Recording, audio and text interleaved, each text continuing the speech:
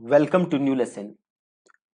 आज के लेसन में हमने जो ऑन पेज एसईओ के बारे में अभी तक चीजें पढ़ी हैं वो सारा मैं एक बार आपके लिए सम अप करूंगा ताकि आपको एक बार कंप्लीट आइडिया हो जाए ऑन पेज एसईओ का। तो सबसे पहले हम बात कर लेते हैं कि ऑन पेज एसईओ था क्या। राइट, तो बताओ जी क्या था on page SEO. So on page SEO था आपका कि आपको आपका जो वेब पेज है उसका एसईओ करना है, उसको ऐसे ऑप्टिमाइज करना है कि वो सर्च इंजिन्स के अंदर नजर आए। ठीक है, वही था हमारा ऑन पेज एसईओ। सो बहुत ही आसान था। ऑन पेज एसईओ की डेफिनेशन में ऐसा सच कुछ है नहीं जो आपको ध्यान रखना है। देन ऑन पेज एसईओ में क्या क्या चीजें हैं जो आपको ध्यान रखनी है। राइट, तो बड़ी सारी चीजें थी ऑन पेज एसईओ के अंदर जो हमने बात की थी। तो सबसे पहले आपको क्या ध्यान रखना है, आपके यूआरएल का। राइट, जो आप यूआरएल यूज कर रहे हो तो वो यूआरएल आपका सही होना चाहिए। सो बेसिकली आपका यूआरएल का जो स्ट्रक्चर है वो सही होना चाहिए। राइट, तो ये सबसे पहली चीज है जो आपको अपने ऑन पेज एसईओ के अंदर ध्यान रखना है। अगली चीज आपको ध्यान रखनी है ऑन पेज एसईओ के अंदर आपका यूएक्स। ठीक है, यूजर एक्सपीरियंस जो है आपका वो अच्छा होना चाहिए। जो आपका यूजर आपके पेज पे आए तो आपका पेज जल्दी से लोड हो। राइट, और आपका जो पेज हो उसका कंटेंट जो उसका स्ट्रक्चर सही हो। राइट, तो यूजर एक्सपीरियंस अच्छा होना चाहिए। ऑन पेज एसईओ में आपने एक ये चीज पढ़ी थी। अगली चीज आपने ये पढ़ी थी रिगार्डिंग कंटेंट कि जो आपका कंटेंट होना चाहिए वो रीडेबल होना चाहिए।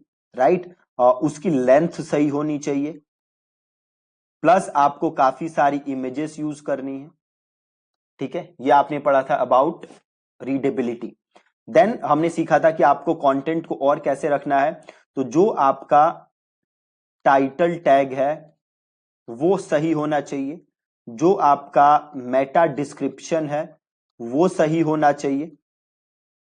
राइट, और इसके अलावा क्या था, इसके अलावा जो आपका कीवर्ड है ना, जो आपका कीवर्ड है वो टाइटल टैग में आप यूज करो, वो आप मेटा डिस्क्रिप्शन में यूज करो। इसके अलावा जो आपका कीवर्ड है वो आपका जो ब्लॉग स्टार्ट हो उसके इनिशियल 100 वर्ड्स के अंदर आप यूज करो।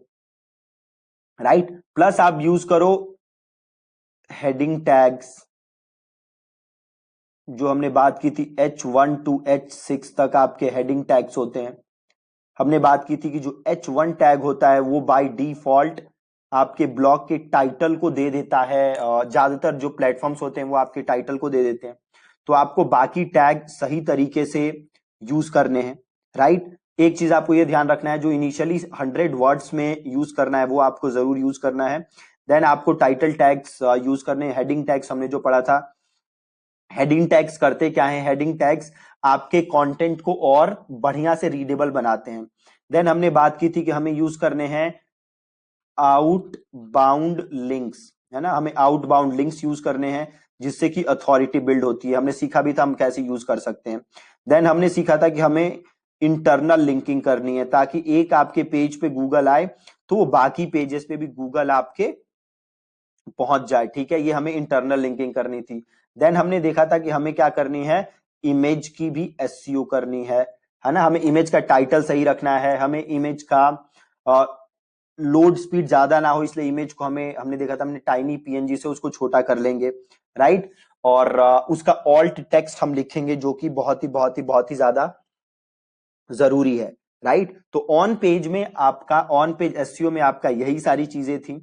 और अगेन जो एक इसमें सबसे जरूरी चीज है जो हमने बात की थी अबाउट कंटेंट, आपका जो कंटेंट है वो फोकस कीवर्ड के अकॉर्डिंग होना चाहिए, उसकी डेंसिटी उस हिसाब से होनी चाहिए। प्लस हमने बात की थी एक बार उसी के अंदर डुप्लीकेट कंटेंट की, जो हमने योस्ट में देखा था कि Google hates duplicate content. So make sure कि आप कंटेंट डुप्लीकेट नहीं कर रहे, प्लस कंटेंट आपका वैल्यूएबल होना चाहिए। कुछ लेसन से पहले हमने बात की थी your life your money, your money your life, YMYL के बारे में। राइट, सो मेक श्योर कि आप उसको फॉलो कर रहे हो और उस हिसाब से आप कंटेंट लिख रहे हो। ठीक है जी, तो ऑन पेज एसईओ में इतनी ही चीजें हैं, इसके अलावा ज्यादा चीजें कुछ है नहीं ऑन पेज एसईओ के अंदर।